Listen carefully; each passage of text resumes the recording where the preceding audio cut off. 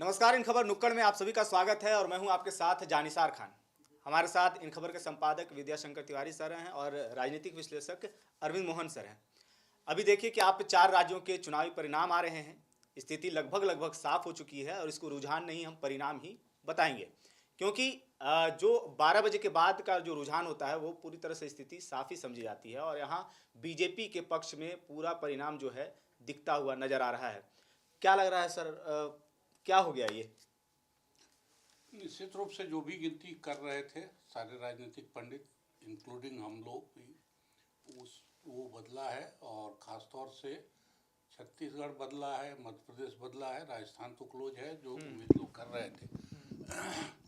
छत्तीसगढ़ सबसे ज़्यादा हैरान करने वाला है क्योंकि छत्तीसगढ़ को लेके बीजेपी भी एक तरह से मैदान छोड़ चुकी थी। बीजेपी ने भी वो लड़ाई लड़ी नहीं थी और प्रधानमंत्री जरूर कुछ योजना बना रहे थे अमित शाह और प्रधानमंत्री दोनों ही, जिसमें महादेव ऐप का गुब्बारा एक बार या बम बम एक दफ़े फोड़ना था और फिर करप्शन के चार्जेस लगाने थे, तो वो तैयारी तो एक दिख रही थी।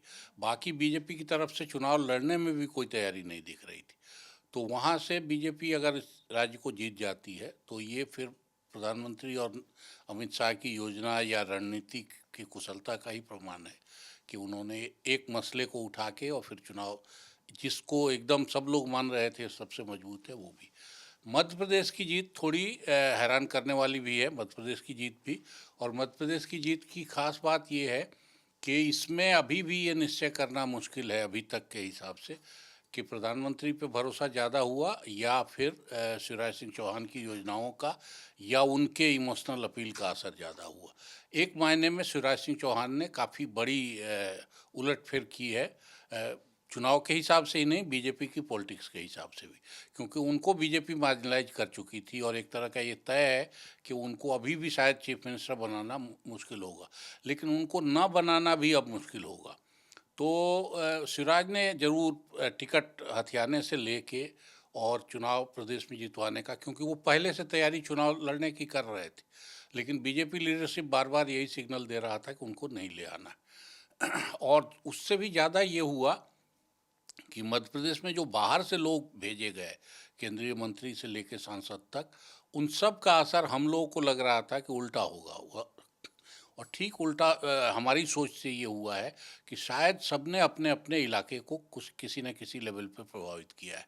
तो इसलिए वहाँ प्रधानमंत्री की योजनाओं का नहीं कर सकते। मैं तो ये कहूँगा कि प्रधानमंत्री के रूप में जो ब्रह्मास्त्र बीजेपी के पास है उसका इस्तेमाल राज्य में करने को लेके ही हम लोग सवाल उठा रहे थे कि राज्य में उसका इस्तेमाल क्यों हो रहा है। लेकिन अब लगता है कि उनका वायदा या वो मोदी का वायदा गारंटी कर रहे थे, उस पे हिंदी पट्टी ने कम से कम ज़्यादा भरोसा किया है। कांग्रेस का वायदा भले आकर्षक और भी ज़्यादा हो, लेकिन उस पे लोगों ने भरोसा नहीं किया। ये पिछले लोकसभा में भी दिखा था, लेकिन हम लोग को भरोसा, क्योंकि पिछले लोकसभा में मोदी जी ने 6,000 रुपया किसानों को वायदा किया था देने साल में, और कांग्रेस लगभग 6,000 रुपये की गारंटी की बात कर रही थी बेरोजगारों को और किसानों को। तो कांग्रेस के गारंटी पर लोगों ने भरोसा नहीं किया, वो 6,000 महीने का था और ये 6,000 साल पे लोगों ने भरोसा कर लिया था। तो वो गणित इस बार यहाँ काम करता दिख रहा है कि मोदी पे के वायदे पे अभी भी हिंदी पट्टी का भरोसा काफ़ी ज़्यादा है, कांग्रेस का भरोसा, जबकि कांग्रेस ने कर्नाटक में और हिमाचल में मुश्किल उठा के भी अपने वायदे पूरे किए हैं, लेकिन मोदी के भरोसे पे लोगों को ज़्यादा भरोसा है। तो ये असर एक लेवल पे तो मोदी का है, लेकिन मध्य प्रदेश में शिवराज का योगदान या उनकी योजनाओं का, खास तौर से लाडली बहन योजना का, राजस्थान में ज़रूर काफ़ी बीजेपी की ताकत थी और पहले स्वीप का की उम्मीद की जा रही थी कि स्वीप करेगी, तो वहाँ क्लोज हुआ है कंपैरेटिवली।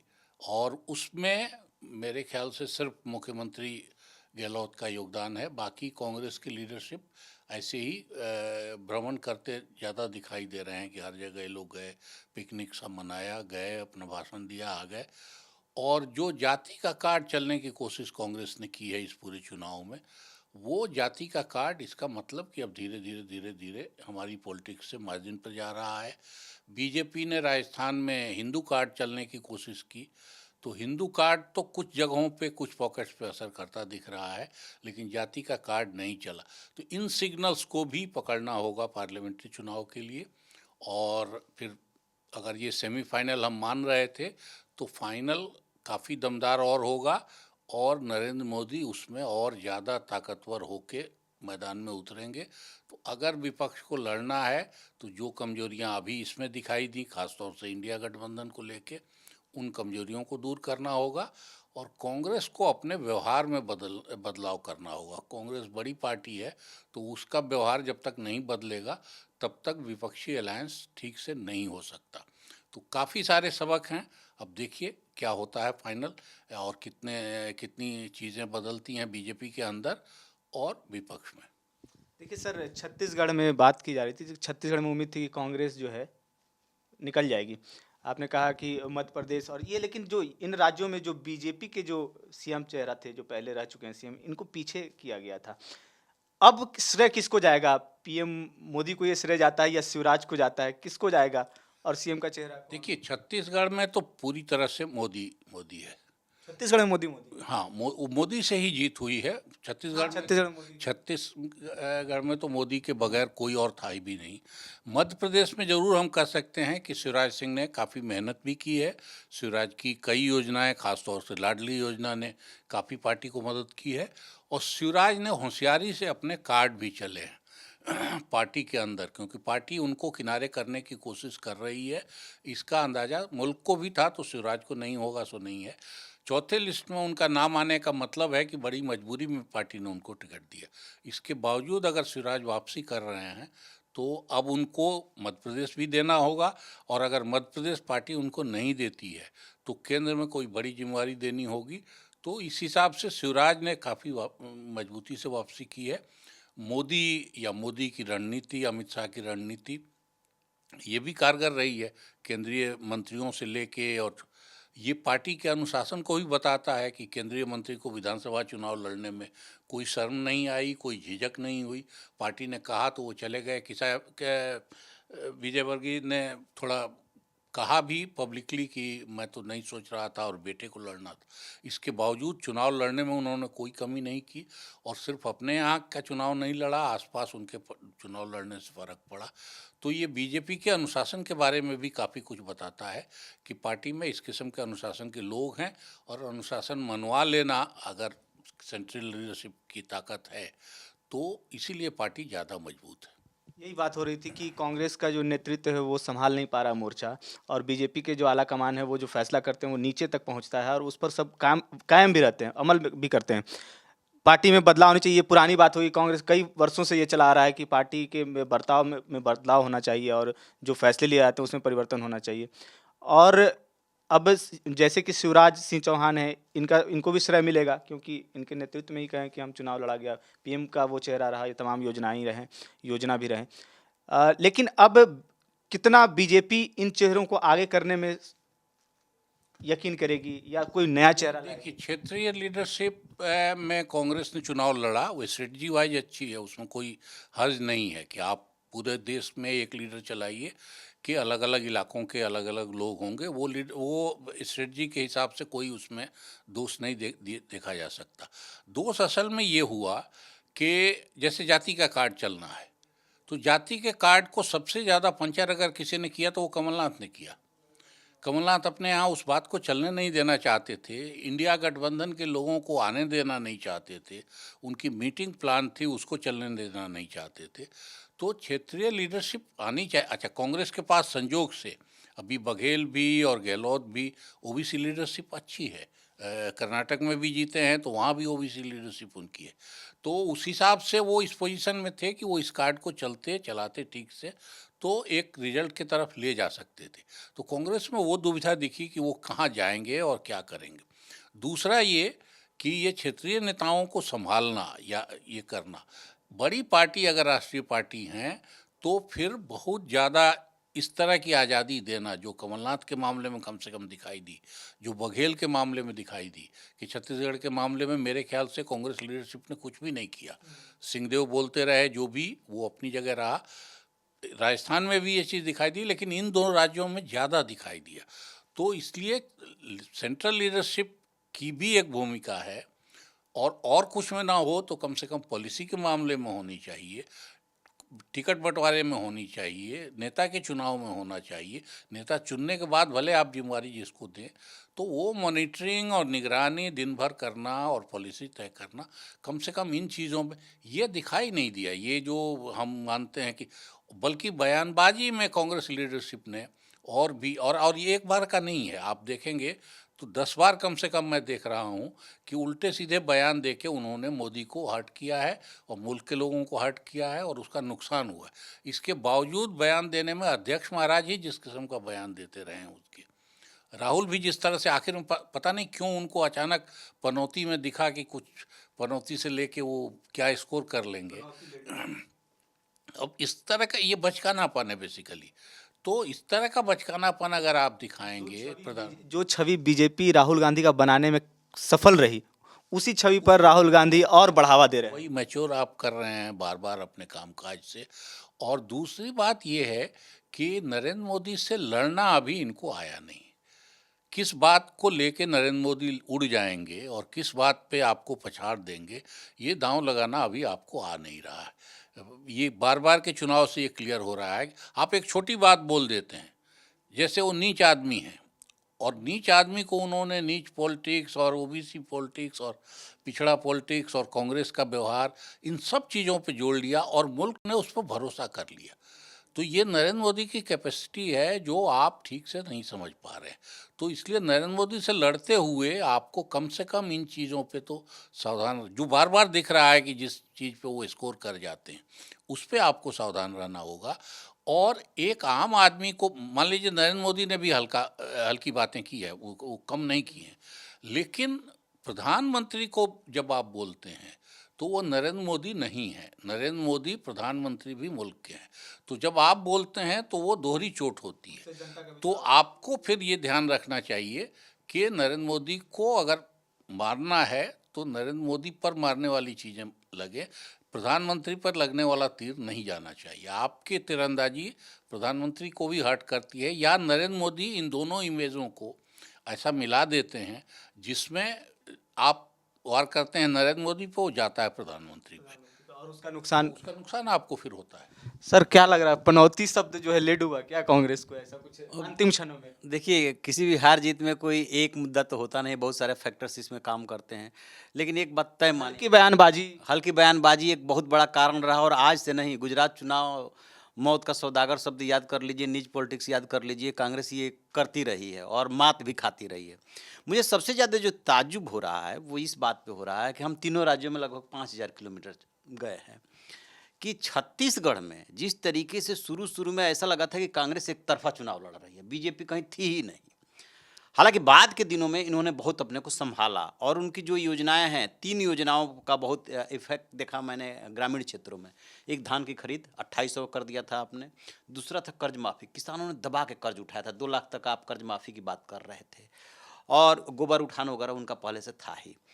तो इन्हें लगा बीजेपी के अंदर, ये बात है 4 तारीख की कवर्धा की, जहाँ के बीजेपी के वरिष्ठ नेता आए हुए थे बिहार उहार से भी, बंद कमरे में इन लोग की बातचीत चल रही थी कि हम लोग संकल्प पत्र लाने में देरी कर रहे हैं, इसका बड़ा ज़बरदस्त असर हो रहा है।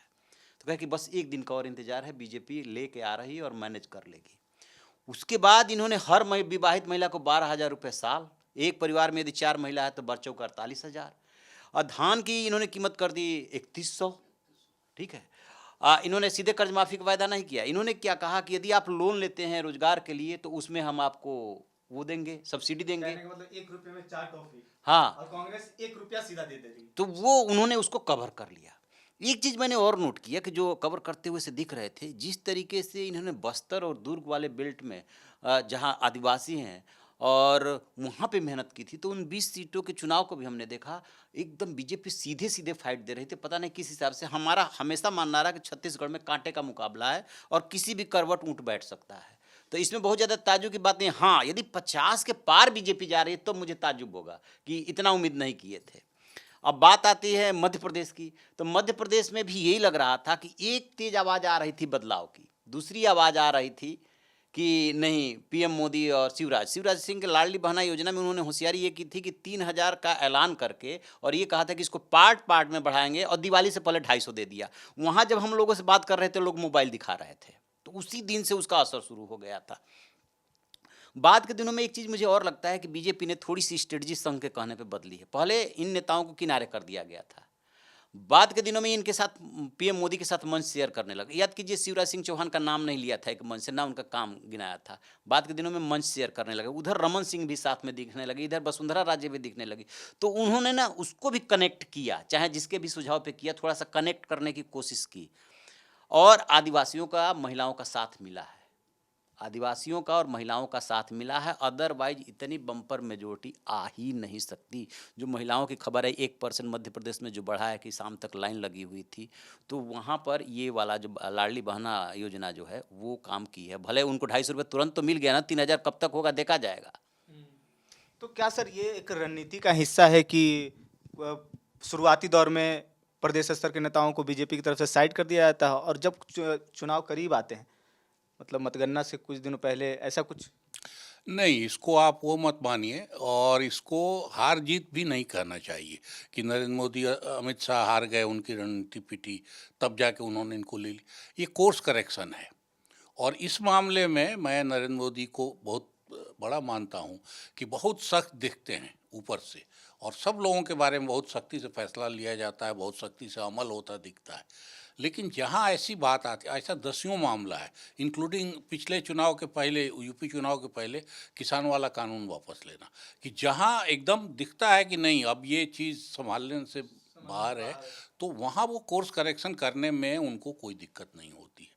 और उन्होंने ये कोर्स करेक्शन ही किया है तीनों जगह, वो संघ का दबाव हो या ज़मीन से मिलने वाला फीड हो, फीड भी आया है बहुत साफ, तो वो फीड हो, चौथे लिस्ट में सिराज को ले लेना, फिर बाद में साथ घुमाना, ये सब ये बताता है कि कोर्स करेक्शन में भी ऐसे तो साफ दिखता है कि सारे फैसले सेंटर से लिए गए हैं।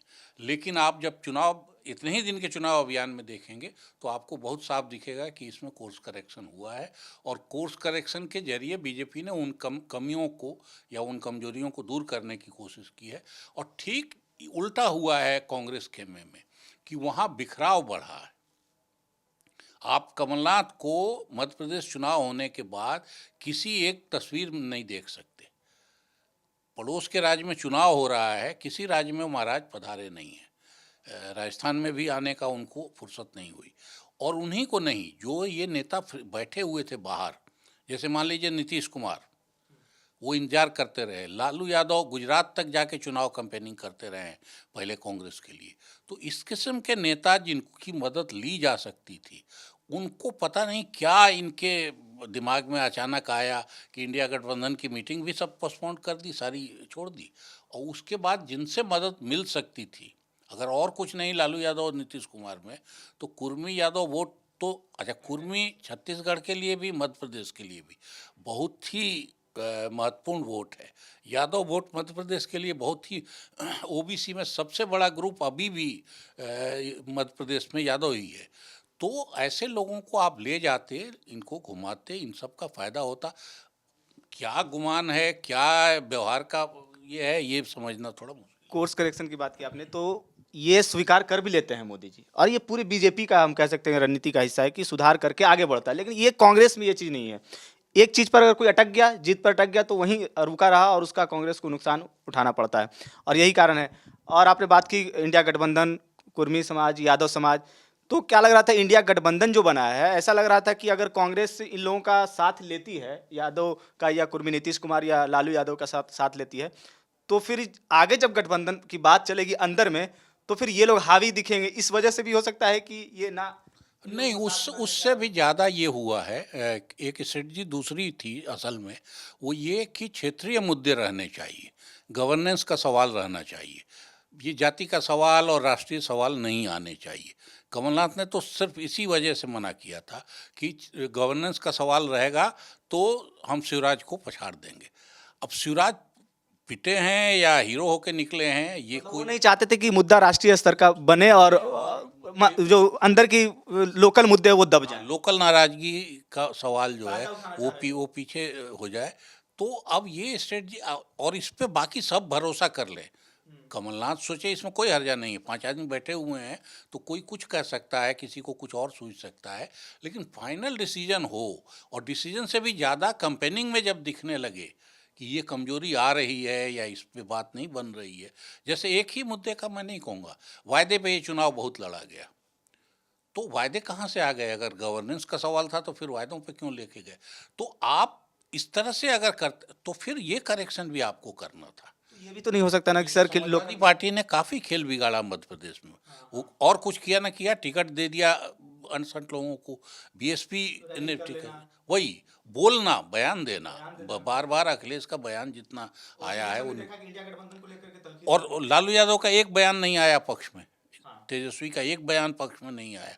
तो इन सब सिग्नल्स से, और आपको ये सब ध्यान रखना था उस समय जब आप लड़ाई कर रहे हैं और आपको फीड मिल रहा है। मान लीजिए हम लोगों को दिल्ली में ये लगने लगा कि लाडली योजना सबसे बड़ा, अगर बच रहे हैं शिवराज और बीजेपी तो लाडली योजना के वजह से ही बच रहे हैं, क्योंकि औरतों में उनकी अपील जा रही है बहुत स्ट्रॉन्ग। तो ये वहाँ जो चुनाव लड़ रहे थे उनको नहीं पता लग रहा था, उनको तो ये पता होना चाहिए। तो अगर कोर्स करेक्शन करना था, कोई सुधार करना था, तो ये उनको तुरंत करना चाहिए। वो ले दे के उन्हीं चीज़ों से क्यों चिपके रह गए? असल में कुछ ओवर कॉन्फिडेंस भी, छत्तीसगढ़ तो ओवर कॉन्फिडेंस का मुझे लगता है केस है। जैसे राजस्थान ओवर कॉन्फिडेंस में बीजेपी ने अपनी हवा को काफ़ी हद तक डाइल्यूट किया, अब जीत गए वो अलग है, नहीं तो अपनी हवा को डाइल्यूट किया राजस्थान। छत्तीसगढ़ तो सचमुच के ओवर कॉन्फिडेंस में बघेल भी मरे हैं और कांग्रेस भी मरी है। छत्तीसगढ़ में तो सर कहना अभी स्थिति थोड़ा सा लग रहा है कि मामला ऊपर नीचे हो सकता है। चलिए कांटे का ही मुकाबला मान लेते हैं, 44-45 ऐसे कुछ कर रहा था, कई बार 50 पार भी जाते हुए देखा था। देखिए वहाँ से 2-4 सीटों से ही हार जीत होनी है। 2-4 सीटों से हारी तो नहीं, उसके बाद क्या होगा? हाँ, क्या लगा? छत्तीसगढ़ में क्या है कि 2-3% वोट का मार्जिन आ गया। अब स्ट्रेट फाइट हो जिसमें तीसरी पार्टी कहीं नहीं है, कहीं एक आध सीट में कोई रिबेल इंडिविजुअल जैसा है तो है, तो स्ट्रेट फाइट में 3% का मतलब बहुत साफ जीत है, 5% का मतलब स्वीप है। तो राजस्थान में कई जगह ट्रायंगुलर है, कई पॉकेट्स में, बागी से भी या वो आदिवासी पार्टी से, गुजरों की पार्टी से, जाटों की पार्टी से, तो इस तरह से वहाँ फर्क है। छत्तीसगढ़ में तो एकदम सीधी लड़ाई है। छत्तीसगढ़ में अब ऐसे दल कई खड़े थे, जैसे जोगी कांग्रेस वाला भी है और भी कई बसपा भी पहुंची थे, और उसका असर नहीं दिखा। मैं शुरू से लास्ट तक देख रहा था, एक ही ज़्यादातर रहा कि एक अन्य करके। तो जो यदि वहाँ पे एक चीज़ और मैं नोट कर रहा हूँ अभी इसी बीच में, कि मोदी गारंटी जो इन्होंने शब्द इस्तेमाल किया ना, और कांग्रेस और बीजेपी एक नहीं 2 चुनाव लड़ी है, मैं शुरू से कह रहा हूँ, ये बहुत बड़ा इन्होंने एक तरह से रिस्क लिया था। मान लीजिए थोड़ी देर के लिए हार जाते हैं, थोड़ी देर के लिए मान लीजिए कि हार जाते हैं, तब क्या होता? तो इन्होंने फाइनली हार जाए तो फाइनल का क्या होता? हालांकि अमित शाह ने इसका भी जवाब दिया था एक बार, वो कहा कि 2018 का चुनाव याद कीजिए, हम तीनों राज्य हार गए थे, मध्य प्रदेश भी हार गए थे। तो ये जो आवाज़ जोर जोर से सुनाई दे रही थी कि जो कांग्रेस के भी वोटर्स थे वो भी लोकसभा चुनाव में जैसे पूछा जाता था वैसे ही वो मोदी के नाम पे चुप हो जाते थे कि अच्छा लोकसभा चुनाव आएगा तो देखा जाएगा। तो मोदी और मोदी गारंटी ये भी काम करे। देखिए क्या होता है, कई बार वही बात आप भी बोलते हैं, हमसे अच्छा बोलते हैं, फिर भी आप पे लोग यकीन नहीं करते हैं, और हो सकता है कि हम आपसे कुछ कम ही वायदा कर रहे हों लेकिन हमारी बातों पे यकीन कर लेते हैं। जैसे राजस्थान की ओपीएस, सरकारी कर्मचारी, कौन नहीं चाहेगा कि ओल्ड पेंशन स्कीम मिले, ठीक है। ऐसे ही कर्ज माफ़ी, किसानों ने, छत्तीसगढ़ के किसानों ने तो गजब का कर्ज लिया है, 2 लाख तक कर्ज ले लिया कि ये तो माफ़ होना ही होना है। इसके बावजूद यदि जीत जा रहे हैं तो फिर तो मोदी और मोदी की गारंटी ही मानी जाएगी। अभी मैं इसी पर आने वाला था सवाल पे कि आखिर कांग्रेस का जो वादे किए जाते हैं कांग्रेस की तरफ से और बीजेपी की तरफ से वादे किए जाते हैं, तो जनता में विश्वास क्यों पैदा नहीं हो पा रहा है कांग्रेस के वादे? हालांकि कांग्रेस जमीन पे उतार भी दे रही है, ऐसा नहीं कि 15 लाख वाले की तरह कहा दिया है कि ये सिर्फ जुमला था ऐसा, लेकिन कांग्रेस पर अब वही लीडरशिप के व्यवहार पे ये चीज़ें डिपेंड करती हैं, सरकार चलाने के तरीके पर डिपेंड करती हैं। फिर उसके बाद ये है कि जो एक सवाल बार बार उठ रहा है वो अभी मोदी के लिए भी आएगा, कोई ऐसा नहीं है कि मोदी के लिए नहीं आएगा। जैसे मान लीजिए मुल्क भर में आप गैस सिलेंडर और दाम पे देंगे और राजस्थान मध्य प्रदेश में और दाम में दे देंगे, वहाँ 3100 में धान खरीदेंगे और बाकी जगह 2200 में खरीदेंगे, तो ये कंट्राडिक्शंस आएंगे। लेकिन कांग्रेस के लिए जो यही सवाल उठा कि इतना धन कहाँ से आएगा, वो धन का जवाब भी कांग्रेस ठीक से नहीं दे पाई, क्योंकि धन के मामले में कोई सफाई वहाँ नहीं है कि हम रेवेन्यू कहाँ से जनरेट करेंगे और कैसे। और हम देख रहे हैं छोटी माने राज्य सरकारों को कि रेवेन्यू का मतलब दारू। दिल्ली में भी जो खेल हो रहा है वो सारा खेल दारू के भरोसे। अब दारू के भरोसे लोग, अगर ये बात बीजेपी एक तरह से साबित कर रही है कि आप दारू का ही के खेल में जुटे हुए हैं, सारी ईमानदारी और सारा ट्रांसपेरेंसी का वायदा करके, तो फिर बीजेपी उस मामले में सफल है। और एक मामले में अरविंद केजरीवाल को घेरने के लिए बीजेपी ने अपना तेलंगाना भी गंवाया है, क्योंकि कविता और उनके करीब के लोगों की गवाही, वो सब चीज़ें इसमें इम्पोर्टेंट नहीं हैं। और वहाँ ये इम्प्रेशन गया कि बीआरएस और बीजेपी मिले हुए हैं, तो वो सब चीज़ हुई है। लेकिन जो फॉर्मूला निकल के आ रहा है कि आप वायदे सब कर दीजिए और कमाई का एक ही पॉइंट रह जाता है, तो ये बीजेपी उसमें साबित करने में सफल रही है कि ये वायदे हल्के हैं, इनका भरोसा वहीं मत करिए। नैरेटिव बिल्ड रूप से नैरेटिव बनाने में बीजेपी ने भरपूर मेहनत की है, और मेहनत करके उसका रिजल्ट वो ले रहे हैं। आप सिर्फ वायदे, जैसे 6,000 पिछले चुनाव का ही मैं कह रहा हूँ कि बेरोजगारों को भत्ता देंगे पूरे मुल्क में, ये लोकसभा चुनाव में कांग्रेस ने कहा, और वो गिन के भी बताया, जयराम रमेश उसके पीछे थे असल में, कि वो 1 लाख करोड़ के करीब आएगा। अब 1 लाख करोड़ उनके लिए रिजर्व बैंक के हेड रहे हैं, तो उनकी गिनती में 1 लाख, या मुल्क में 1% 1.5% का मामला है। लेकिन आम लोगों के लिए तो 1 लाख करोड़ काफ़ी बड़ी चीज़ है। जब तक आप रेवेन्यू बढ़ाने की बात नहीं करिए और 1 लाख करोड़ बांटने का वायदा कर दीजिए, तो ये नैरेटिव आप एक उठाते हैं, उस चीज़ को नतीजे तक नहीं ले जाते। बीजेपी जहाँ से शुरू करती है, बीजेपी का नोटबंदी फेल हो गई, तो 8 एक्सप्लेनेशन उसका आ चुका कि टैक्स बेस बढ़ गया, तो वही वो इलेक्ट्रॉनिक ट्रांजैक्शन आ गया, तो जान हाँ, और वो टेररिज्म कहाँ है उसका तो ये नहीं टूट, वो सब चीज़ें लोग भूल गए। और जो जो चीज़ें वो अपनी बताते गए उस पर अभी भी लोग, माने जितना बड़ा फेल्योर था नोटबंदी, उसको कोई मानने को तैयार नहीं है। कोरोना के फेल्योर को लोग अभी भी मानते हैं कि कोरोना में हमारी सरकारों ने क्या ज़बरदस्त दुनिया भर में नाम कमा लिया, जबकि कोरोना में लाश जलाने का होश नहीं था। माने उससे ज़्यादा दुर्गति और कुछ नहीं हो सकती, लेकिन उस नैरेटिव को भी उस अपने हक में बना लिया। आपके पास वो कोई क्षमता नहीं है। तो मतलब कहने का मतलब है कि परसेप्शन और नैरेटिव का ही सारा खेल है और इस पर ही मतलब चल रहा है पोस्ट ट्रूथ का दौर है, ट्रूथ का दौर कम है, पोस्ट ट्रूथ का दौर है। और पोस्ट ट्रूथ को देखना हो तो इन चीज़ों को देखना चाहिए। ठीक है सर। और तेलंगाना को देखें हम, वहाँ पर कांग्रेस की कुछ स्थिति ठीक लग रही है वहाँ पर, तो ऐसा क्या लग रहा है कि नॉर्थ कुछ अलग है, साउथ अलग संदेश देना चाह रहा है, हिंदी पट्टी के राज्य? देखिए, वो महाराज जो हैं केसीआर, उसमें कांग्रेस का फेल्योर है या सफलता जो भी है, वो केसीआर महाराज हमारे अरविंद केजरीवाल से 4 डिग्री ऊपर की चीज़ है। तो इतने झूठे वायदे उन्होंने किए थे और उन्होंने बहुत बढ़िया ढंग से कुछ चीज़ें इम्प्लीमेंट की हैं, लेकिन वायदे इतने झूठे थे और अलग राज्य बनाने के नाम पे वो असल में उन पे भरोसा लोगों ने किया था। उसमें भी उन्होंने कांग्रेस को धोखा दिया था, क्योंकि सोनिया को उन्होंने कहा था कि आप राज्य बना दीजिए, हम आपकी तरफ आ जाएंगे। 1 कटोरी दाल और 1 पाव चावल, इतना ही उनका खर्चा था जो उस समय वो बोलते थे। हर दलित परिवार को 1 एकड़ ज़मीन, हर दलित परिवार के एक मेंबर को सरकारी नौकरी, इस किस्म के वायदों की झड़ी लगी हुई थी। एक दलित को उन्होंने कुछ दिन डिप्टी चीफ मिनिस्टर दलित एक दलित को कुछ दिन के लिए डिप्टी चीफ मिनिस्टर बनाया, फिर करप्शन का चार्ज लगा के उसको हटा दिया। वो करप्शन के चार्ज कहाँ गए, वो बेचारा दलित कहाँ गया राजैया, उसका आज तक पता नहीं है।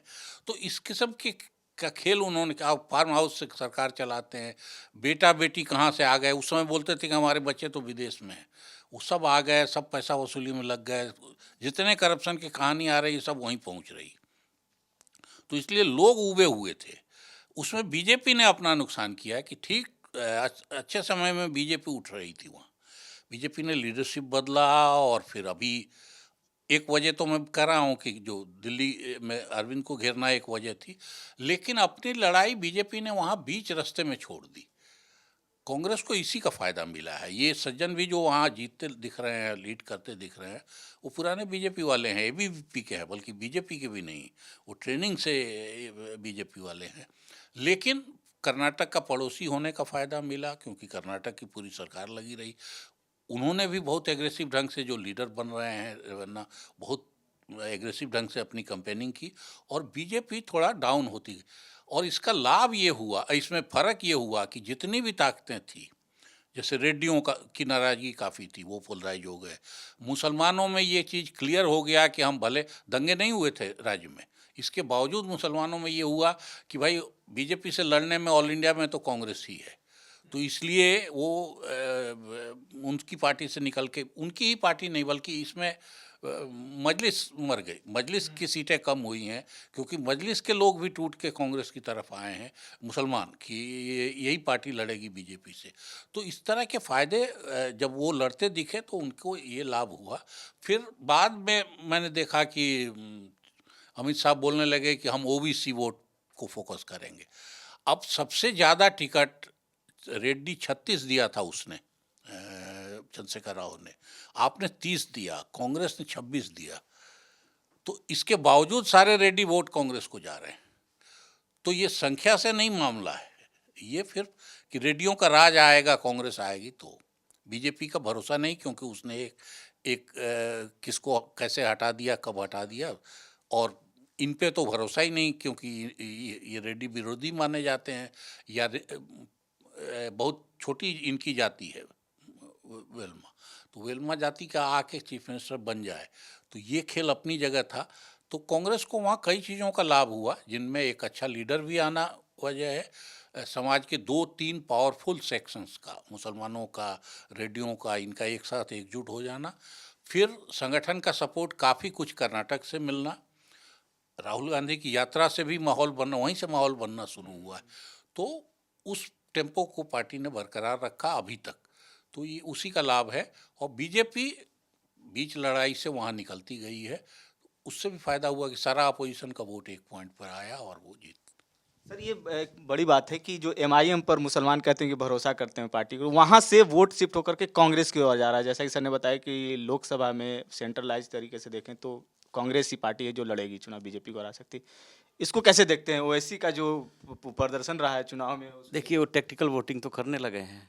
वो जब बीआरएस से समझौता करके चलेंगे और वहाँ से सत्ता परिवर्तन करना है, तो बीजेपी को तो वोट देने से रहे, किसको देंगे? स्वाभाविक सी बात है, कांग्रेस ही वो पार्टी है, आज नहीं तो 5 साल बाद, 10 साल बाद कभी ना कभी तो कांग्रेस हाँ आएगी सत्ता में। और केंद्र में यदि केंद्र के लिए सोचते हैं, चलिए प्रदेश का चुनाव था, तो फिर कांग्रेस पे ही जाकर नज़र टिकती है। वहाँ पे जो लड़ाई के मैदान में जो 3 पहलवान थे, बीजेपी तो पिछली बार 1 सीट मिली थी, अब की बार शायद 9 तक मिल रही है, 9 या 10 तक, तो बीजेपी तो सत्ता में आ नहीं रही है। और जैसा कि आपने कहा कि बीच में इन्होंने लड़ाई छोड़ दी, तो 2 ही पहलवान बचे मेन ना, तो अब उनको बदलना है, तो फिर मुस्लिम किधर जाता? उनको तो देख रहे हैं वोट कटवा के रूप में कि ये तो उनके साथ ही जुड़े हुए हैं, तो कांग्रेस लड़ सकती है, तो कांग्रेस की तरफ आ गए।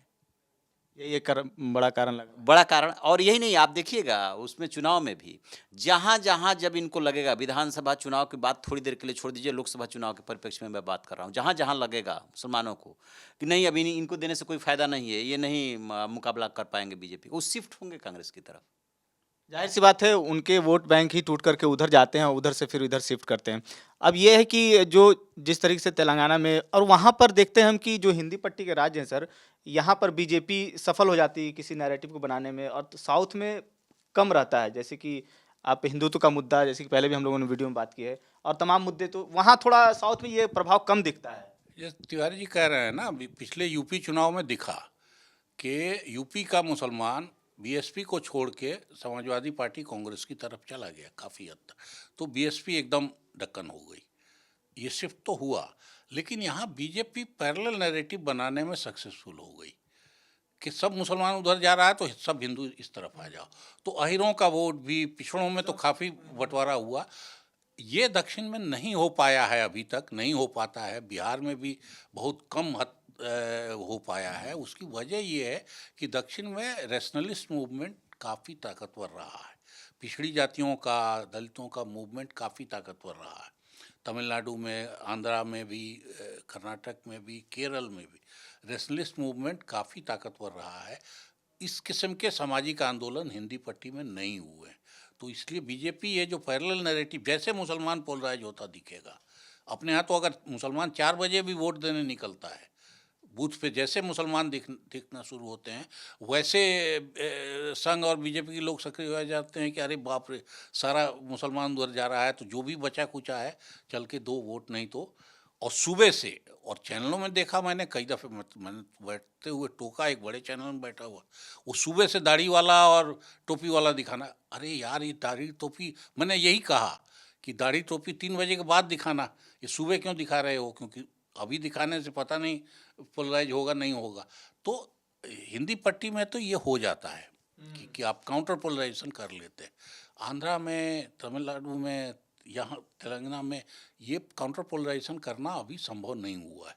जातियों की ताकत काफ़ी ज़्यादा है वहाँ, रेशनलिस्ट मूवमेंट काफ़ी मजबूती से चले हैं, तो वहाँ ये डिस्कोर्स अभी तक वहाँ के मुसलमानों और हिंदुओं में इस किस्म का अभी नहीं है। हो सकता है हो जाए कल को, ऐसा आप उसको रूल आउट नहीं करिए, लेकिन अभी तक नहीं है। हिंदी पट्टी में ये होगा भी अगर, जैसे हिंदी पट्टी में बिहार में बीजेपी की सफलता उन्हीं पॉकेट्स पे है जहाँ मुसलमान ज़्यादा हैं, और यादव और मुसलमान मिला लीजिए तो चुनाव जीत जाना चाहिए लालू यादव की पार्टी को, लेकिन वहाँ से बीजेपी जीतती है। यूपी में भी हमारे देखिए, जहाँ दलित और मुसलमान मिल के काफ़ी कंस्टिट्यूंसी ऐसी हैं जहाँ उन सिर्फ वो दोनों मिल जाएं तो बड़े मज़े से उनका कैंडिडेट जीत जाए, और उन सारे ये वेस्टर्न यूपी की ऐसी काफ़ी सीटें, और वहाँ सब जगह बीजेपी जीतती है, क्योंकि वो काउंटर, उसका जो डिस्कोर्स है वो अपना तैयार करती है, उस पर काम करती है, और धड़ल्ले से फिर उसका इस्तेमाल होता है। चलिए, तो जीत और हार के कई कारण हैं इसमें, नैरेटिव परसेप्शन, बहुत तरह के कारणों और जो है कि बात की जाती है और वो सामने निकल करके आता भी है। और अब देखना होगा कि जो परिणाम आ रहे हैं उसमें किसे किसे बड़ी जिम्मेदारी मिलती है और कौन मुख्यमंत्री का पद संभालता है। बीजेपी अगर सत्ता में आ ही जाती है तो लग ही रहा है जो परिणाम बदल रहे हैं। और अब देखना होगा कि ये जो सेमीफाइनल है, अब ये फाइनल में क्या कुछ होने वाला है और कितना माहौल जमने वाला है, ये अब 2024 के इलेक्शन में पता चलने वाला है। फिलहाल इस वीडियो में इतना ही। बाकी तमाम खबरों के लिए आप बने रहिए इन खबर के साथ। बहुत बहुत धन्यवाद।